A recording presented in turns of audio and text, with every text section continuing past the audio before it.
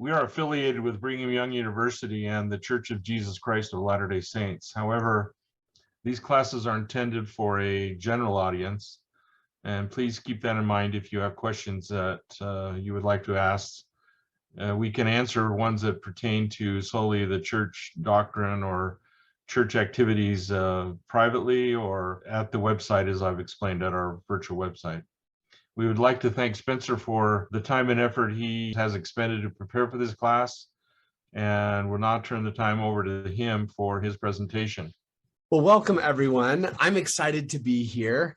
My name is Spencer Fields, and I have a love for family history, and I also have a love for pictures, photos, and I've used Photoshop since I was quite young. And I've just used it through the years for a host of different things. And I'm excited to be able to share some insights and help introduce you to this awesome tool. So that's a little bit about me. Photoshop is a powerful tool that allows us to manipulate photos and to enhance photos. And there's a lot of really awesome uses when it comes to family history in particular, but also just in everyday life. A couple things just to clarify for everyone, a little bit of what Photoshop is and a little bit about what Photoshop is not. So Photoshop is a program produced by Adobe, and it is designed to manipulate, edit photos. It is not designed to help organize your photos or anything like that, but you can use it to edit and modify photos. I get a lot of questions about pricing and things like that for Photoshop. Currently, Photoshop is a subscription program.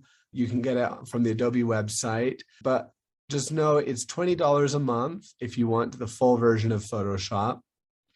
But if you look over here on the left under photography, you can get Photoshop and Lightroom for $10 a month. So if you're on a budget, I would recommend that one. And there's also discounts for students, teachers, businesses, that type of thing. There's also a program called Photoshop Elements. It is not a subscription. It's $100 for the program, and it has a lot of the same features as Photoshop. Some of the differences between the two programs: Photoshop Elements will often use less technical terminology in their tools and things, so it might be a little more approachable to someone that isn't as familiar with all the tools. But you don't get the regular updates like you would with Photoshop. As they come out with a new update, then they automatically push to your computer. With Photoshop Elements, you buy it, but then you also own it. You don't owe money every month. So those are two of the biggest things there. There are also some free programs. I'll show you a couple. You have GIMP. It's a program you can download for free on most platforms. There's Pixlr, Pixlr. This, you can actually just do it on the web. And so if you want to quickly do something, you don't have Photoshop with you, a lot of the tools in these programs are very similar, and there's a number of other tools that you can use that also you can use in place of Photoshop. But I'm gonna use Photoshop today and talk about things. Just know that if you're using any of these other tools, you can usually kind of figure out, oh, that tool looks similar, or it has the same name, or that type of thing. You can usually do almost anything you want in any of these other programs. So I hope that answers some questions. I often get those questions, so I wanted to get them out of the way right off the bat. So this is what Photoshop screen looks like. I've just opened up a picture here. This is a picture of my wife when she was a baby. So I'm going to help orient you a little bit. On the left, we have all the different tools that you can use in Photoshop. Across the top, you have different options that go with each tool. So if I click on a different tool on the left, it changes the options available along the top. Also, along the top, the very top, you have your menus like you do in most programs. If you're trying to find something, your edit menu contains a lot of what you'd consider, basic editing. Image menu, we'll touch on a little bit later. But anyway, anything you can do in the tools or in the windows over here on the right, you should be able to find corresponding things in the menus if you get lost. Another thing I just want to mention before I jump into some of these tools is that Photoshop has a huge user base. So if ever you see something, you're like, oh, I think it'd be really cool to be able to manipulate a picture in this way or in that way, just Google it. It'll probably be better than anything I show you today. But Photoshop has such a huge user base, and there are tons of videos, step-by-step tutorials with screenshots that show, oh, this is how you do something in Photoshop. Anyway, everything from videos done professionally by Adobe itself to things done by, your average person who just wants to share the knowledge they have. So if ever you're like, oh, that would be cool to be able to do it, I wonder if I can do that, just Google it and you'll probably find a video or a tutorial. And if you find one that doesn't make sense to you, just go to another one, because there's often many different ways to do the same thing in Photoshop. So I'm going to show you some ways to do some things today, but if it doesn't resonate or I just confuse you, just know that there are always alternate ways to do things. Okay, so I'm going to take you on a quick rundown and orientation of what the different tools do. I'm going to go pretty quickly, so I have some time to show you some application for some of these things. But I just want you to kind of become familiar with being in the program. So on the left-hand side, the first tool is the Move tool. And I'll come back and show you what that does in a minute. But essentially, you can move things around. You can resize things with this tool. The other thing is, if you hover over it, as you can see, it pops up a thing that tells you the name of the tool. It has the letter V in a box. That means if you type V on your keyboard, it will select that tool for you. And then it has a little description of what it is, and you can always click on Learn More, and that will pull up more information. So I'm going pretty quick. If you want probably better descriptions than what I'm going to give you, feel free to do that on any of these tools here. The Marquee tool allows you to select things. So in Photoshop, you want to think of your document as like a photograph that you have. And if you want to select something, let's say to copy it, to paste it, to cut it, to do something with it, you can click and drag. It gives you what's called the marching ants. You can then go up to copy and you can hit paste. And now it's pasted it. And if you look on the bottom right corner, this window here called layers, you can see that when I hit paste, it created a new layer. And I want to take a sec. What a layer is, if you think of it as putting another document on top of the first one, I like thinking of it as a piece of saran wrap or an overhead transparency, if any of you are familiar with those. And you're placing it on top of your original, and then you can do things on it. So in this case, if I hide, there's a little eye symbol to the left of each layer. If you click the eye symbol, it will hide that layer so you can't see it anymore. So notice I'd hit paste, and so it copied what I had and it pasted it onto this transparency or this piece of saran wrap on top of the original photo. This checker pattern that you see in the background indicates that it's transparent. So if I show my background layer again, you can't tell there's anything there because it's sitting in the exact same spot it was originally. If I click my Move tool, you'll notice that it highlights the layer that I'm on. So I'm on this first layer and it says, oh, hey, these are the edges of that layer. If you don't see that up here on the options, you can click on Show Transform Controls or hide them. I always like them on personally because then I kind of know what I'm doing. But you don't have to if you don't want to. From here with the Move tool, I can resize things. So I can shrink that down. If you're using an older version of Photoshop, it's not going to, if you go, you can see that you can squish things. If you're using a newer version of Photoshop, it's going to automatically keep it in proportion. If you want to toggle that, whether you're on the old or the new, if you hold on the Shift key, then it will allow you to, if you wanted to squish something or stretch it out or something like that. So whenever you resize or shift, whenever you resize something or rotate it, you notice if I go to the edge here, it turns into a, so I can rotate that. It's going to say up here, it's going to say, do you want this or do you not want this? It's like, you know what? I messed that up. I don't really want it. Or you can say, yes, actually I do. So you click, yes, I do, and then it commits it to memory, and you have that on a second layer. If you're like, you know what, I actually don't like this at all, you can drag that layer down. There's a little trash can, just drag it down to the trash and it will go away. If you look at the tools closely, some of them have a little tiny arrow on the bottom right. And if you click and hold, it will pull up different options.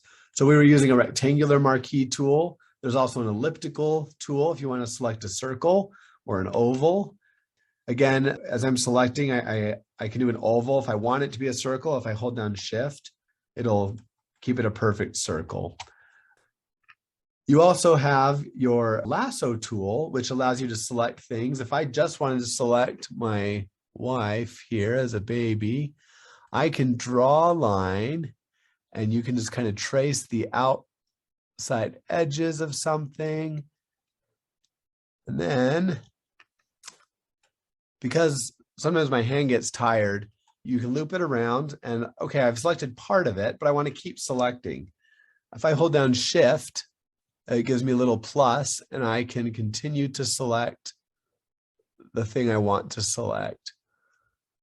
And when you let go, it will draw a straight line to wherever you started. So now, as I'm going along, I may want to zoom in. You can do that with the zoom tool down at the bottom. You can zoom in, you can either click and drag down, or if you drag up and left, it'll zoom out.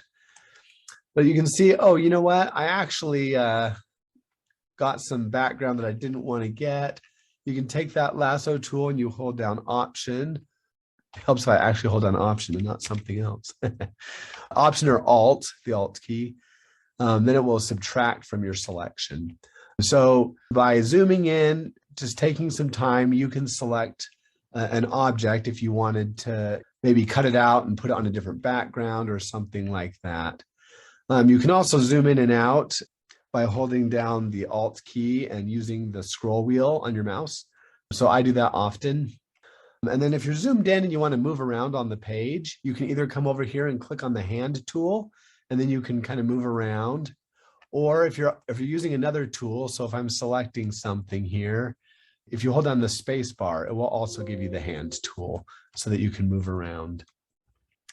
Let's see here. So other options under the lasso tool is the polygon lasso tool, which allows you to do straight lines, and the magnetic lasso tool. Often I'll use the magnetic lasso tool because it's like magic, and I like magic. So I'm going to hold down Shift, so it's going to add to my current selection, and you just click once. I'm not clicking anymore. You just kind of, if you want, you can click in a certain spot, but you just drag the lasso tool around the edges of what you want, and you don't have to be perfect at it. I'm going to hold down spacebar and move it up, but you can go pretty quickly, and it does a pretty good job at selecting what you want. You double click, it'll draw a straight line to where you started. So if you're trying to select something quickly, the magnetic lasso tool is a pretty good one. So if I come down, whoa, that was way further down than I wanted. All right, so you come in here, I'm just drawing the line. It's not perfect, but I'm just gonna go quickly.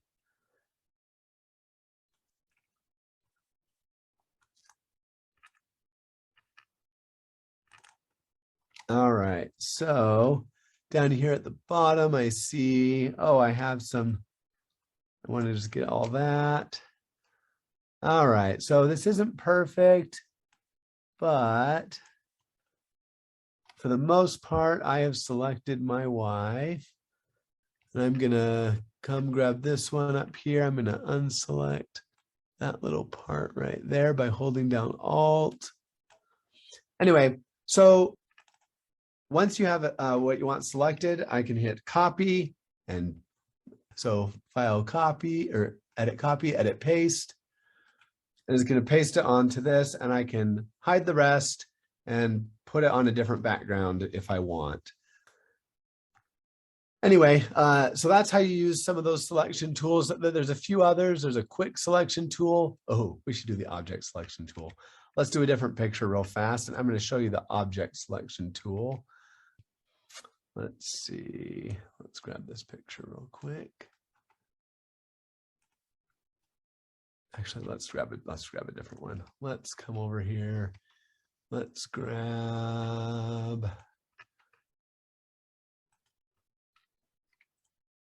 Let's grab a picture real fast.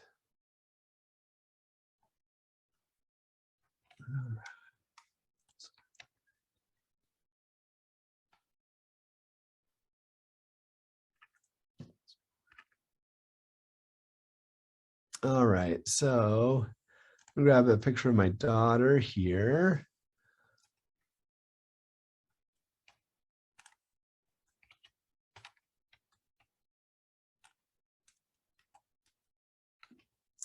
So the object selection tool is also like magic. All right, so what you do, so what it does is you select it and it will automatically select what you want from the image. Of course, the computer's starting to go slow on me.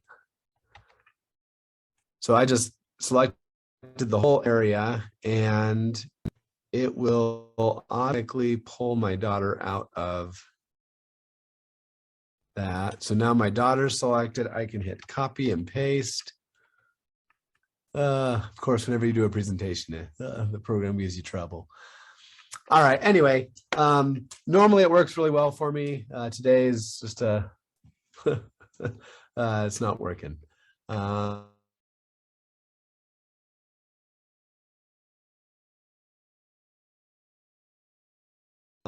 Probably right.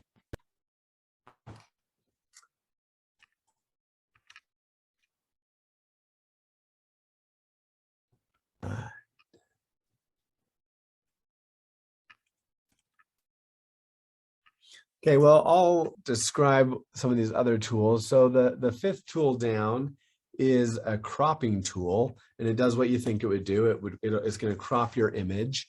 There are two types of cropping that you can do.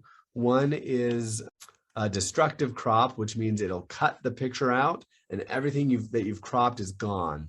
The other is a non-destructive crop, and that would allow you to crop the image. But then if later you're like, oh, actually, oh, there you go. Photoshop just quit on me. So a non-destructive crop would allow you to crop it, and that will be the edge of your image. But if you save the file as a Photoshop file, you can always come back in. You can actually uncrop it if you want to, which can be cool, or a waste of space, depending on what you're doing. I'll stop doing the direct selection tool. All right. Here we go. Let's open up this. Okay, so I'll show you the cropping tool. So on the cropping tool, there are some standard sizes. So sometimes you just want to crop something to fit what you want, but depending what you're going to do with it, if you want a square, you want to set your ratio to 1 to 1. Some common photo sizes are 4x5 or 8x10, 5x7, 2x3 or 4x6, and 16x9. So if I know, oh, I want to print this picture and hang it up on my wall, and I have a 8x10 frame, I'm going to want to select 8x10. And right here, so it's giving me that ratio. I can click the switch button if I want to switch the orientation. That way, when I go to print this out, it's going to print out the way I want. A lot of times when you go online to photo sites, a lot of them will have a cropping option there for you. If you look right here, it'll say delete cropped pixels. That's what I was talking about when I talked about destructive or non-destructive. So if I keep that checked and I hit the check box here, then it's going to delete everything else. I can't get it back. If I uncheck it, then it'll be available later on. So let's go ahead and crop that. Awesome. This is your frame tool. So this allows you to create frames, which then if you bring in other pictures, if I wanted to say, okay, here's a picture of my daughter and I want a frame up here and I want something to fit into that frame. Keep it a square. So if I come and I grab a different picture and say, and here's her mom when she was little, it'll automatically kind of fit in that frame. I don't use the frame tool a ton, but if you're doing layout and design, the frame tool becomes really helpful. This is the eyedropper tool, and I'll skip it and come back to it in a second. So I'm going to jump down to the brush tool. It's the 1, 2, 3, 4, 5, 6, 7, 8, 9. So it's the 9th tool down. This is like you would think it might be. I'm going to create a new layer in my layer window on the bottom by clicking the little plus. So now I have a new piece of saran wrap there, and I'm going to grab my brush tool. So this is like a paintbrush. Some of your options, you can have a really hard brush, which is going to give you really solid lines, or you can have a soft brush, which is going to give you kind of fuzzy lines. Let me zoom in so you can see that a little better. So, oh, that's a terrible color to show you with. So let's grab, let's do black. So there's your soft brush, and there's your hard brush. Anyway, if you want to select a color that already exists in your photograph or from another picture, you can use the eyedropper tool. And if you click on a color, it says, oh, this is the bottom color was the color you had selected, and the top color is the color you want. I love that color blue, so I'm going to select it. And notice down here at the bottom, it shows your active foreground and background colors. So then I come in here and I'm like, I'm so happy. I'm going to do a smiley face. Yeah. All right. So that's the brush tool. There's some other tools. There's a pencil tool and the color replacement tool. It's kind of fun. Here, let's see if I can do it. Oops. See if I can do the color replacement tool. So now whatever I color over, it's going to change it to that color. It becomes really handy if you're colorizing old photos. You can use the color replacement tool, select the color that you want. If you have a black and white photo and you want to color, you're doing the ocean and you're coloring it in blue, you can kind of do it that way. Let's see, we have the clone stamp tool. This one, I'm going to do it here with a funny example, but this is really, really helpful if you're cleaning up damaged photographs. Actually, let me pull one up real fast for you. So if we have a damaged photograph here, and we want to clean that up, there's some things I would actually do first, but so here's my damaged photograph. So if I zoom in here, there's two tools that you can use to clean up like a crack like that. First, the healing brush tool, which is just above the regular brush tool and just below the eyedropper. So the healing brush, this is a magic tool. Again, you can change your size up here. You can also change your size by using the left and right square brackets on your keyboard. So if you want it a little bit bigger, a little bit smaller, but you just run this like along the crack and magic happens and the crack goes away. It's kind of like magic. And some of this you might have to do by hand, but sometimes it doesn't work very well. And when it doesn't, you may have to do a little bit by hand. So in that case, you use the stamp tool. And the way it works is you hold down the Alt key, which gives you a little target, and you click, and then you go to where you want to color and you click and drag. It's hard to see, but there's a little plus where I was, and essentially it just clones it so that you can kind of clean things up. I'll do a little bigger example so you can see it better. So let's say I wanted to clone this eye.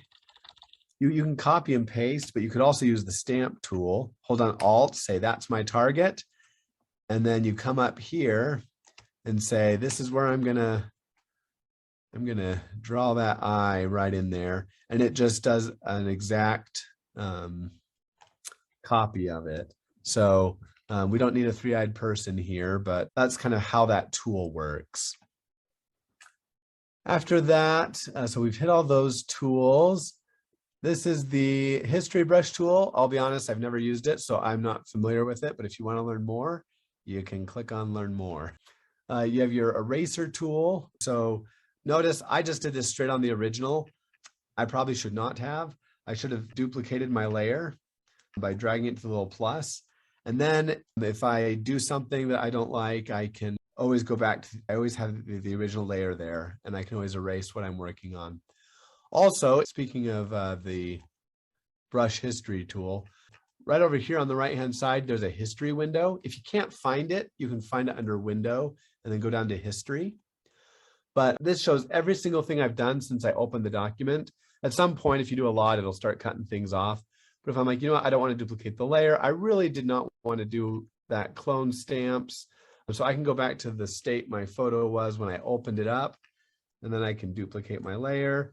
And then I can do my clone stamp with the third eye. This is Outlander. Not sure what exactly is happening. We have frozen feed coming from Spencer. He's going to have to fix that at his end. Yeah, I'm trying to pull it up. I'm having some trouble here. Let's see.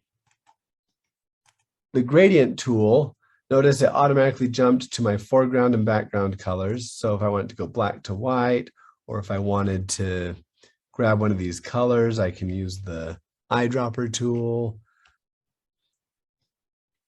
And then I'll do a new layer here, and you can see wherever you click is where that solid color will start, and wherever you let go, the solid color will start. So if I want a really light gradient, anyway, this can kind of give some texture and things to things that you do. Let me pull, I'm going to delete that layer.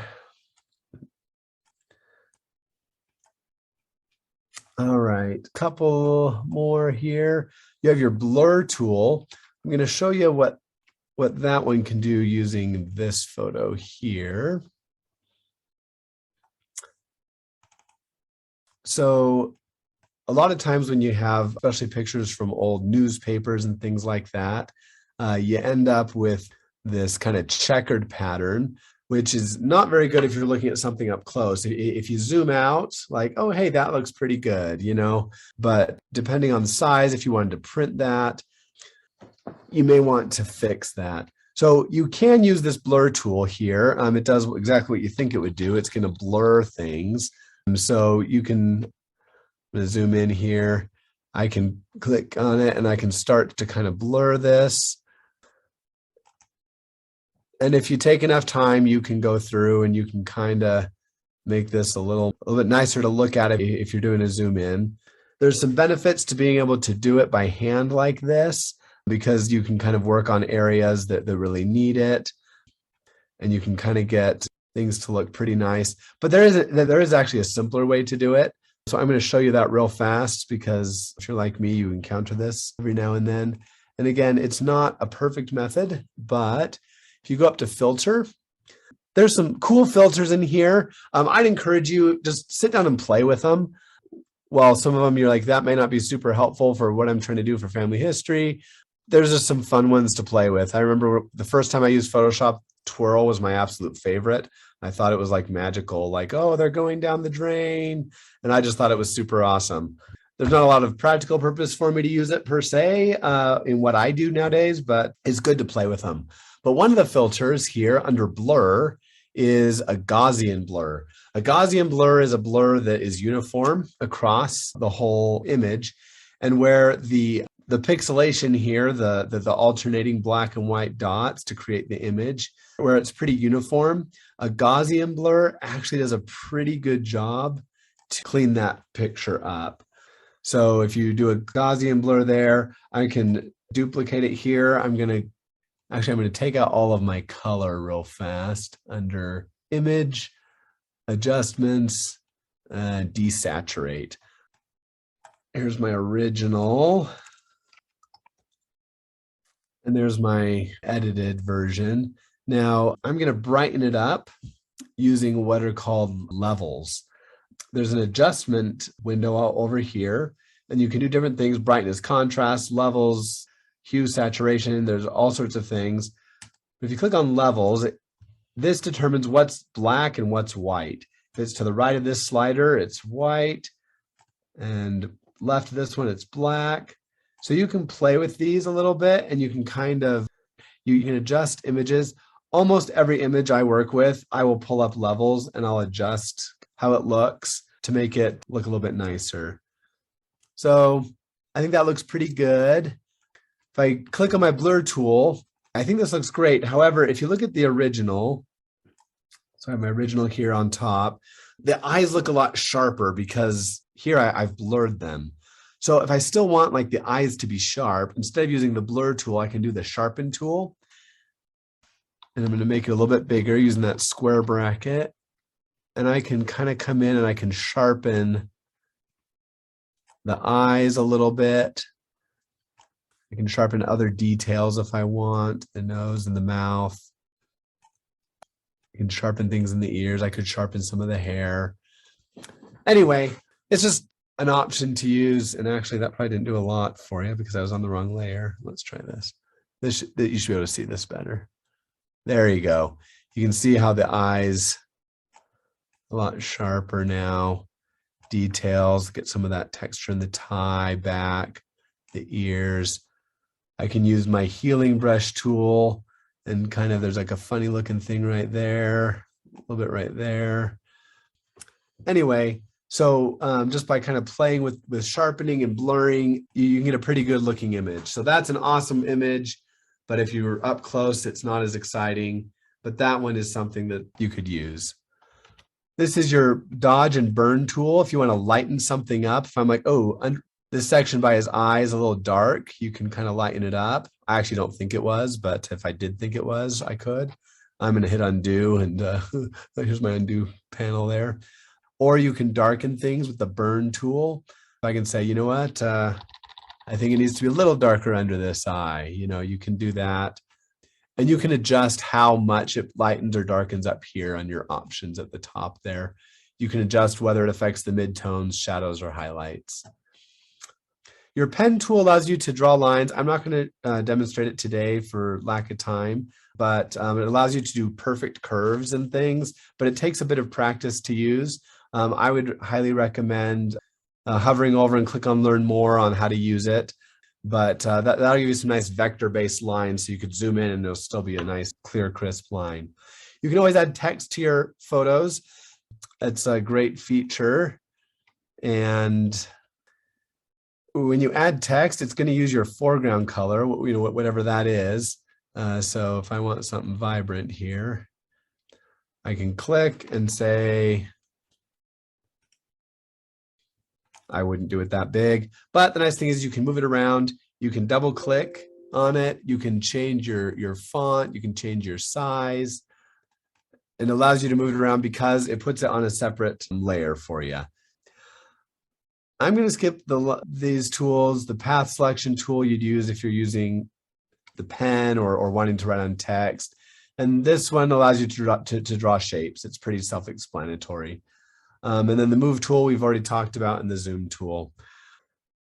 A couple other things that I think you need to be aware of because, you know, if you're working on something, you're going to want to be able to manipulate these things.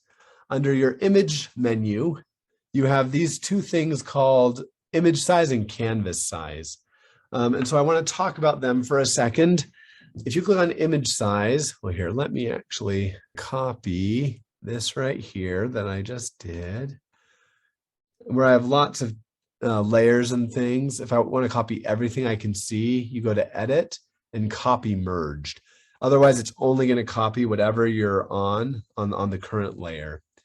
I'm going to go and create a new document, select the size from the clipboard and hit paste.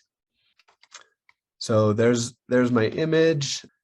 And then let's say I want to print this, okay? So I'm gonna, before I print, I'm gonna go to image size, and I'm gonna say, what size is this gonna print, okay? Most things, generally speaking, when you print, you want to print at 300 pixels per inch. You can get away down to 180, depending what it is and how large it is. But generally speaking, if you're printing something, 300 pixels per inch is the resolution that you want to print at.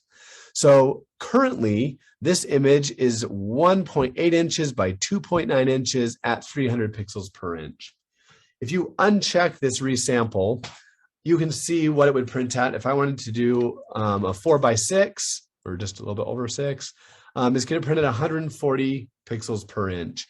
That's probably okay, but if I want to print 4:6, I'm going to hit resample and I'm going to change it to 300 because that's where I want it to be at. You don't always want to do this, but I would either leave it on automatic or preserve details if you're doing something with a face on it. And this will resize your image so it will actually make the file larger. And Photoshop will do its best to fill in details as it enlarges. Otherwise, you end up with something that's a lot more grainy. So now if I were to print it, if I go to my image size, it's going to print by 4 inches by 6.2 inches. Actually, I only want it to print at 6, so I'm going to set that one to 6 and 300 pixels per inch. I'm good with that. And then image canvas size. So this says, hey, you have a canvas here. I actually really do want to print something 4 by 6. So I'm going to set my width to 4, and I'm going to put it all on one side here. And so if I hit OK, it's going to expand my canvas using whatever my background color is as the background. So essentially I've given myself a little strip of white here. I probably wouldn't actually do it this way, but you could. If you want to, write something on the photo, but you don't want it to cover up the photo, I can write here, Dean Criddle prior to his mission. And then I'm going to use my move tool. I'm going to come close till it gives me the little bendy arrows. I'm going to turn it. I'm going to hold down shift, which will kind of make sure it actually goes straight.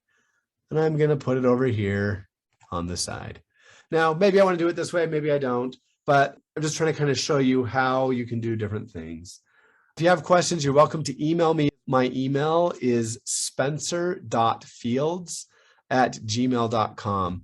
I'm happy to help answer questions if I can help.